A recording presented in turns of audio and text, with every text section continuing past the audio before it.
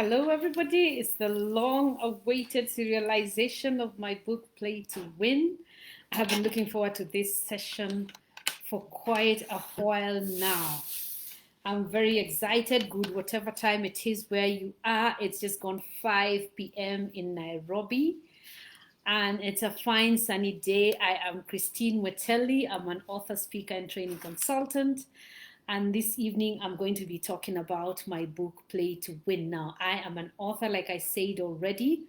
And in my lifetime, I have published 3 books. I actually have them here with me. I don't have on my desk the first book, but I have the audiobook of it, Blossom Recipe for Success. That was the first book I ever published. I did this back in 2007. And then my next book, which I published in 2013, was Play to Win Because Life Isn't Fair. And so my latest book, not sure it's my latest because I'm in the middle of doing another book, but the last book I published was an expanded version of Play to Win. And this one says Play to Win. It says, discover your unique ability, find and profit from your unfair advantage. We're going to be talking a lot about your unfair advantage. Now, this book has got 10 chapters, and I'm going to be covering one chapter every day. I'm going to be here live every evening at 5 p.m. East African time. Today, I'm going to be doing the introduction as well as chapter 1, which is Life Isn't Fair. And I'm going to be doing, tomorrow, I'm going to be talking about why play. The day after, chapter 3 is pick your game. In other words, how to identify your unfair advantage, your area of gifting. Don't worry, we will get there. And then number 4, we're going to be talking about take action. Chapter 5 is pay the price. Chapter 6 is get around winners. Chapter 7 is win the war, not the battle. Chapter 8 is win at home. Chapter 9 is develop winners. And finally, chapter 10 is just do it. Now, I'm going to be doing one chapter of this book every day. Now, you'll want to have a copy of your own because that makes it easiest for you to follow. Now, I have offered this book absolutely free of charge. This is something that I have been offering online for quite a few days now. If you haven't seen it already, I'm going to put it in the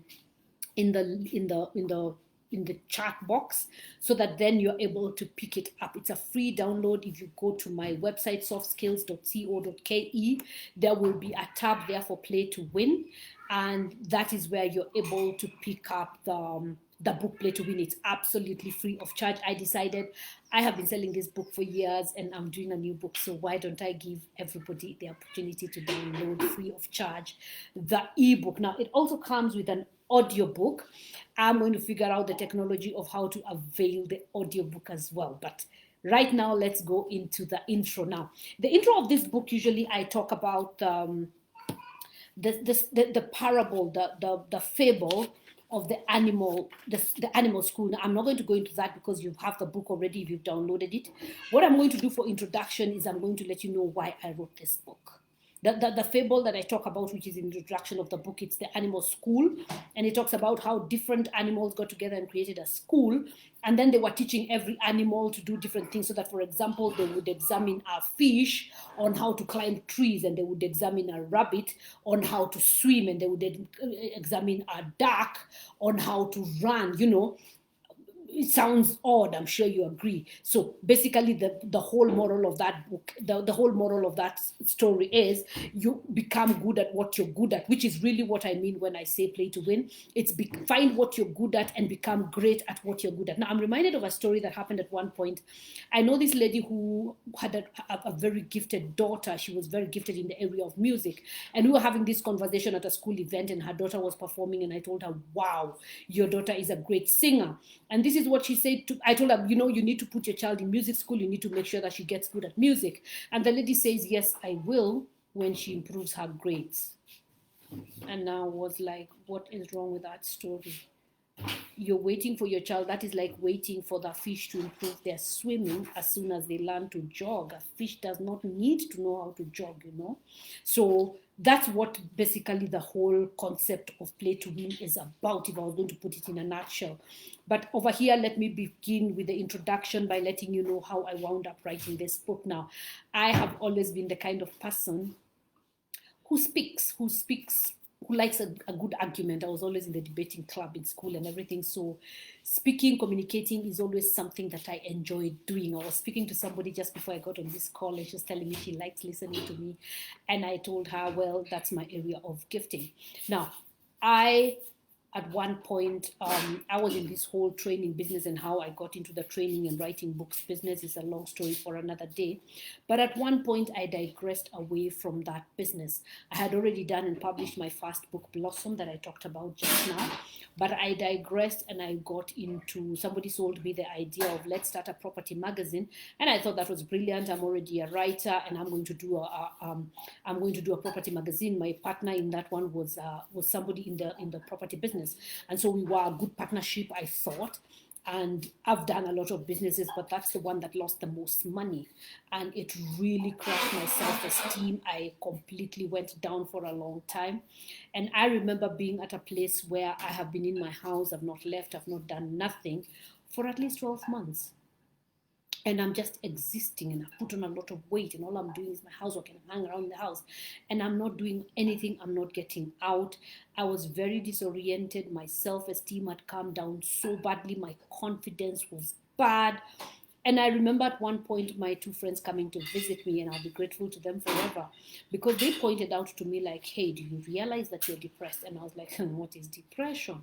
No, long story, I figured I need to get out of where I am, but I had no idea how to get out. And I remember them saying to me, no, when they had left and everything, I remember praying and I told God, I don't know what to do and I don't know how to do it. So you have something happen to me. God is faithful. He answers prayers. Now, about 3 or 4 days later, I got a phone call from my old clients. Remember, I had already been in the training business. One of my old clients calls me and tells me, hey, I have a training next week. Are you available? And I told her, I don't do training anymore. And she said, what do you mean you don't do training? So long story, that is how I wound up getting back in the training business. And I felt like a fish that was back in water. I felt like I was back at home. I was back doing what I am naturally wired to do. Because speaking, communicating, training, that's what I am good at. It's the only thing I know how to do. And so that I thought to myself, there was nothing wrong with the magazine business. Now, that I've done a lot of businesses, but that's the one that lost the most money. There was nothing wrong with that business. I just wasn't wired for it. I wasn't playing to win. I wasn't playing my game. And that is how I sat down and I said to myself, I'm going to write my lessons down so that then someone else might pick it up and might learn from me. Someone else might learn, and because you've had this, I'm sure, that experience is a teacher of fools. You don't have to go through my experience to learn the lesson. You can learn from me, and you don't have to fall at all the pitfalls that I've fallen in. And so that is how I wound up writing this book. Now, I based it on a message actually that I had spoken at one point. I remember at one point I had been invited to one of the universities to speak at their chapel. And I was very intimidated. I said to myself, wait, I'm going to be sharing a devotion with university professors. What? I was very intimidated, and I thought to myself, what am I going to be saying to them? And I remembered the parable of the talents, and I said, I'm going to talk to them about the parable of the talents. I'm going to tell them that life isn't fair. Remember I said the first time I did the book, it had the title, Play to Win Because Life Isn't Fair. I said, I'm going to be talking to these guys about life isn't fair. And now we are covering the first chapter of the book, because the first chapter of the book is Life Isn't Fair. Now, I needed to have backed up before I did that. I wanted to say this before I go into the first chapter. The best way to make the most out of this book is to make sure that, first, you have your own copy. That's easy to do because I'm offering a free download of the book. Now, you are going to find at the end of every chapter, there's a section which I call points to ponder. There's a section which I call points to ponder, and I would recommend that you possibly print that or at least write it down so that then you are able to take the notes, you are able to identify, because it asks some leading questions on some of the things that you have learned out of that chapter. It would be a good idea for you to go through that and find the points to ponder section where you're able to learn and where you're able to put, because the human brain learns differently. You will learn by reading, you will learn by listening to what I'm saying, but you will learn a lot more by taking notes. How does this apply to me? How am I able to put this in my own life? So make sure that you're using the points to ponder section. All right, now let's jump into chapter 1. And chapter 1 talks about life isn't fair. Now, when we say life isn't fair, and like I said, I picked this from a message that I spoke to some university students. When I tell you life isn't fair, you think, yeah, of course, I should have more. Listen, if life was fair, you'd have a lot less. Here you are watching this online, meaning you have electricity, you have a gadget, you either a phone, you have a laptop, you have a tablet, you have something on which you're watching this, you have electricity. Like you already have more than a large population of humanity. So when we say life isn't fair, don't look at what you don't have. Look at what you do have, because you have a lot more than many, many people. Don't even look at someone else's life. Look at your own. Your life today is probably an unimaginable miracle from 10 years ago. If 10 years ago you had been shown your life today, you would have thought, wow, that kind of changes the perspective, doesn't it? All right, so let's go into chapter 1. Life isn't fair, based on the parable of the talents. Now, the parable of the talents is one of the more familiar parables in the stories that Jesus told. And the parable of the talent talks about, to one he gave 5, to one he gave 2, and to another he gave 1. Okay? Now, this is the story of a master who is going away and who leaves his assets, which incidentally and interestingly is in a currency known as talents. And he leaves these talents in the hands of his servants. To one he gave 5, to one he gave 2, and to one he gave 1, each according to their ability. Now, think about how all of these people had talent. It's easy to look at how one person did not have more, one person had more, one person had this, but all of them had talents. All of them had talents. I want you to keep that in mind. Granted, they did not get it fairly. Life is not, we burn a lot of energy wishing life were fair. Life is not fair. Life will never be fair.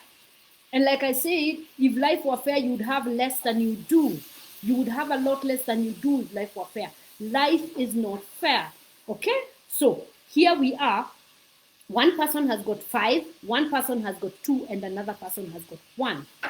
The first 2 servants invested and doubled. Now, we are not told just how long it took, but they doubled the investment. The third one did not. He hid it under the soil. And this is a familiar story. And a lot of times listening to that story, you want to condemn that servant. But a lot of the times, that's us. A lot of the times, we don't look at what we have. We look at what another person has. Go to the end of that story. The first servant comes back with double the investment, and he's told, well done, good and faithful servant. The second servant comes back. He has doubled his 2, and he gets the same commendation. Well done, good and faithful servant. Therefore, it doesn't matter how much you got, you're going to be held responsible for what you got. So life isn't fair. We burn a lot of energy wishing we had what another person has. There's a lot more people who don't have what you have. In other words, focus on what you have, because you're going to be held responsible only for that which you have. Now, I want to go through the subtopics in my first chapter. And the first one is this: life is just, but it's certainly not fair. What do we mean by life is just? Everybody got something. What do we mean by life is unfair? Some people have more than others. That's a fact of life. It's never going to change. So focus on what you have rather than on what you don't have. Don't worry, we are going into the next few chapters and we are going to help you to identify what you do have. Because we have said the currency of life is called talents. What gifting, what talent, what gives me an unfair advantage? We're going to get that in subsequent chapters of the book. But the first thing you want to know about life is that life isn't fair. The next thing is we all have talent. Now, some people have very visible talents.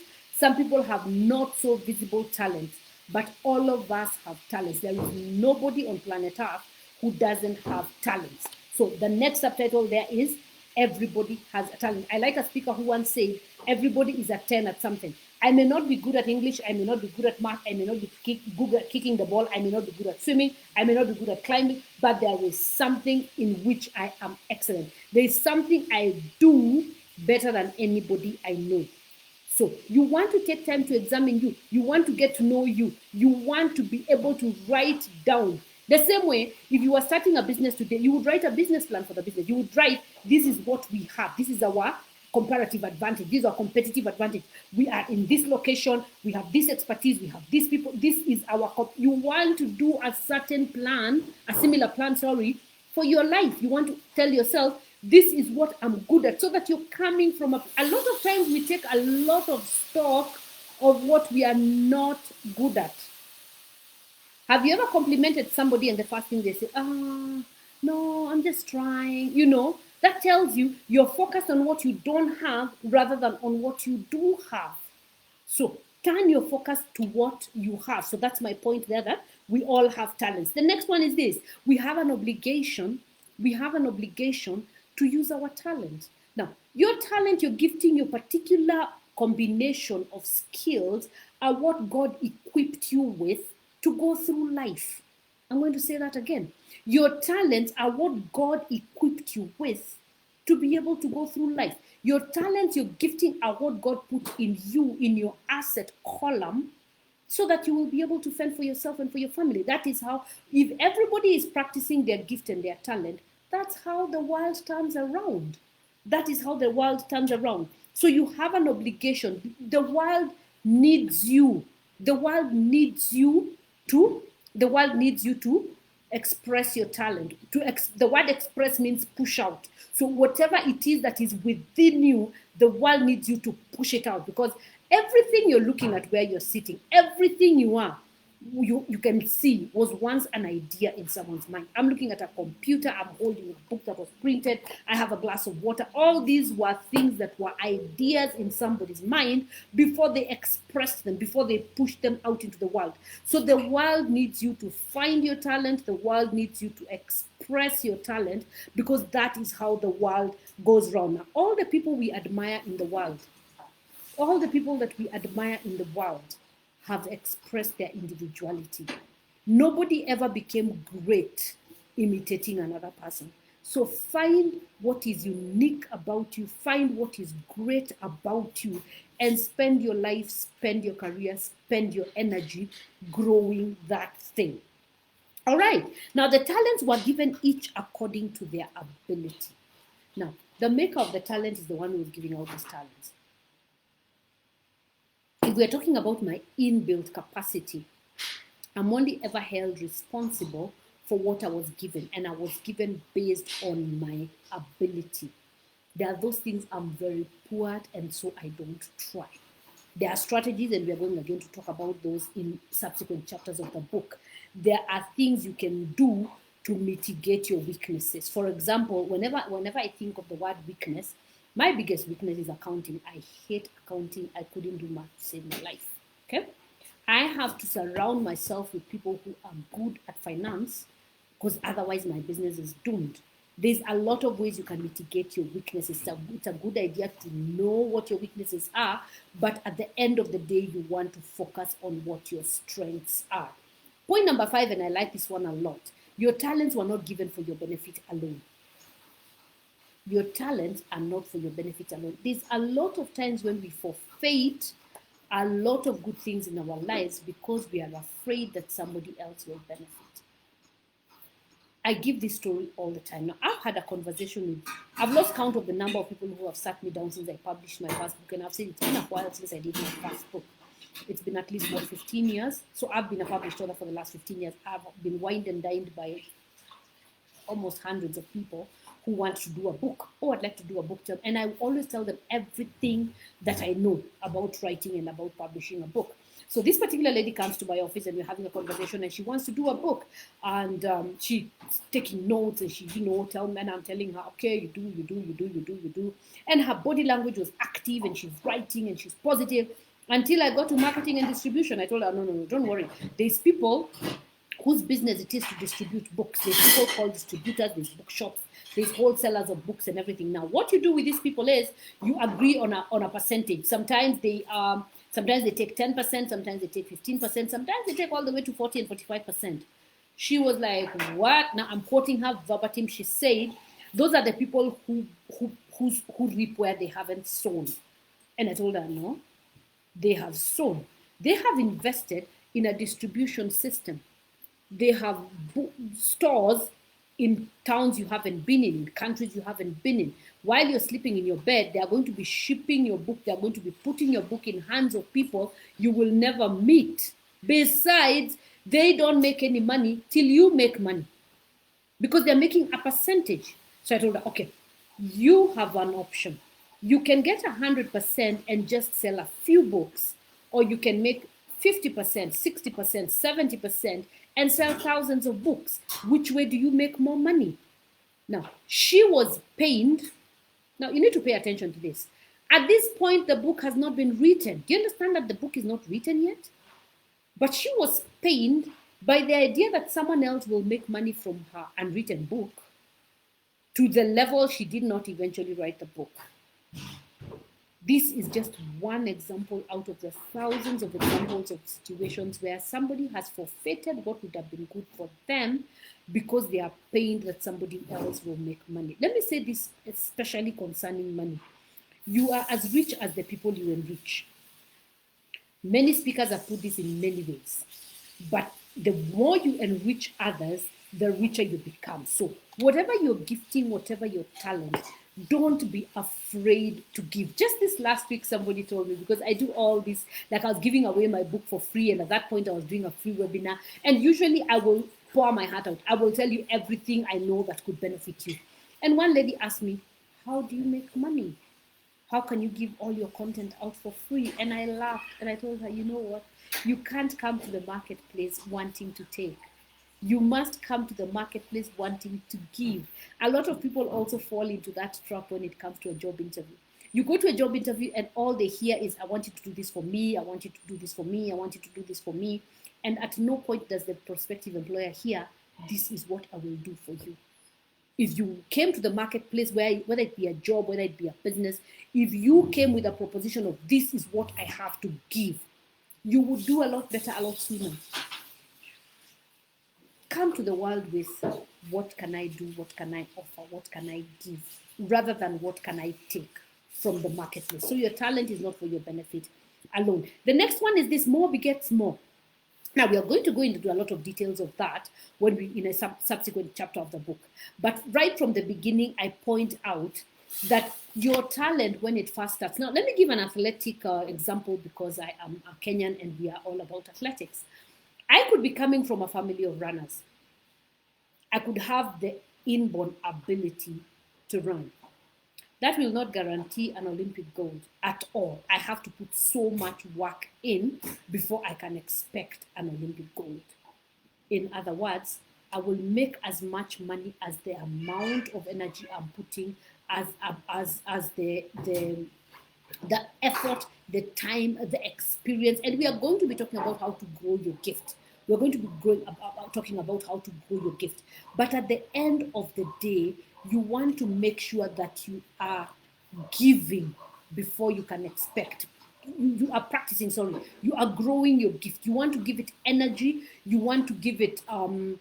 You want to give it energy. You want to learn from those who have gone ahead of you. You want to hone your skill.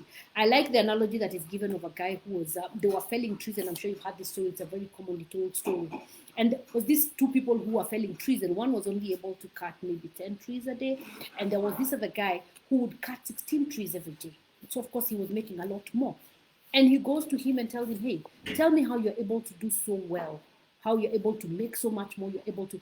And he said, I spend 4 hours felling trees, but I spend 16 hours sharpening my axe. You want to make sure that you're investing in your success. You want to make sure that you are honing your skill. There's a lot of ways that you can become better at what you are good at. But remember the story I was giving at the beginning, where this mother was saying, I will put my child in music school if she improves her grades. Stop trying to be average at everything. Become excellent at something. Identify what your gift is, and don't worry, in the next 2 days we'll give you pointers on how exactly to identify what you're good at. But once you've identified what you're good at, I actually had this experience just the other day. I was in the gym in the morning, and one of my instructors noticed that I was on the treadmill and I had earphones and I was watching. And he came actually to my phone and checked what am I watching, and I was listening to a speaker. He said, "Oh, you speakers listen to each other." He said, I asked him, "Are you kidding me? I listen to other speakers at least 2 hours every day. How am I going to become a better speaker? I have to learn from the best." Now, if you are felling trees, spend more time sharpening your axe than you do felling trees. If you are a speaker, spend more time listening to other speakers than you do. If you're a writer, spend more time reading other people's content, researching, sharpening your skill, sharpening your axe. Make sure that that is something that you're doing all the time. So, in a nutshell, that's what chapter 1 contains of the book Play to Win. It's basically telling you that life isn't fair. There is something you have that gives you an unfair advantage. I've said this so many times. The way to explain unfair advantage is this. If I ran a race against David Rudisha, what would be my chances of winning? Slim to none, right? The guy comes wired with an unfair advantage. Now, we are saying identify your unfair advantage and then play this advantage to win in the game of life. So that's chapter 1. I'm very excited that you've come along and that you've listened. Now, on the points to ponder, I have put here, list some unfairnesses in your life. Write at least 3 things that seemed unfair to you when they happened. Like I can relate with that completely. I recently had my business crash with this whole COVID pandemic, but for me, it's become absolutely the biggest blessing of my life. So write down 3 situations in your life where you felt disadvantaged, where you felt like this is a problem, because a lot of the times your opportunity is found inside your challenge. So write down 3 situations where you thought life was being unfair to you. Now, number 2, for each of the items listed above, write this flip side of it. What positive came out of it? For example, I had my business crash with COVID, but I have identified a whole new business model, which is a lot better than what I had before. I was in a sort of comfort zone. I was getting by month on month. I'm now able to work on something a lot bigger. It hasn't fruited completely yet, but I have so much better prospects. Now, and the third one is, in what areas do you have unfair advantage? In what areas? And I said we are going to go into how you identify your talent and everything, but what are situations that give you an unfair advantage? Not just your talent. It could be the family you're from. It could be the country you're from. I recently I thought this was interesting because recently my unfair advantage was being Kenyan. I was in a group of people and we were talking about a particular business, and there's a particular business that was looking to come into Kenya. And my unfair advantage being in that meeting was that I'm Kenyan. So I was their contact person for Kenya. And I thought, wow. So think about areas that become an unfair advantage to you. Your unfair advantage could be a contact. You could know somebody who has a specific connection somewhere. Your unfair advantage could be your age. Maybe you're older, you have more experience, or maybe you're young and flexible. Your unfair advantage could be your good health. Your unfair advantage could be a whole myriad of things.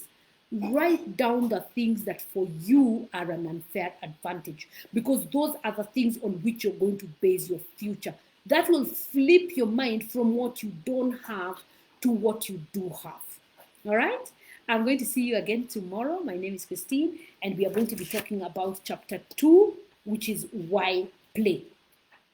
Okay, this has been a great pleasure. I was trying to keep this under half an hour, and I see I have done very, very well. So I'm going to be seeing you tomorrow when we cover chapter 2. If you haven't already downloaded the book Play to Win, like I said, I'm giving you the book completely free of charge. I'm going to put a link in the comments over here, and you'll be able to download the book free of charge. Have a very good evening. Get in touch with me with any questions, things that you want for me to address during these sessions. I'm going over the next 10 days to go through one chapter every day of Play to Win. Faith, I can see your comments there. Where can you get the hard copy and for how much? I have a very limited number of hard copies, but I'm happy to avail one of them to you. I'm going to talk to you on inbox, but basically it's 1,000 shillings plus delivery. So I have very few copies left, and you can get in touch with me in the inbox. We can arrange how I get a book delivered to you. I have very, very few copies. I'm running out, and no, I will not be reprinting this book. I'm giving it away as a free ebook. So get in touch with me and I will avail a copy to you. Faith, thank you very, very much. Have a good evening. Have a good day, people. I will see you tomorrow.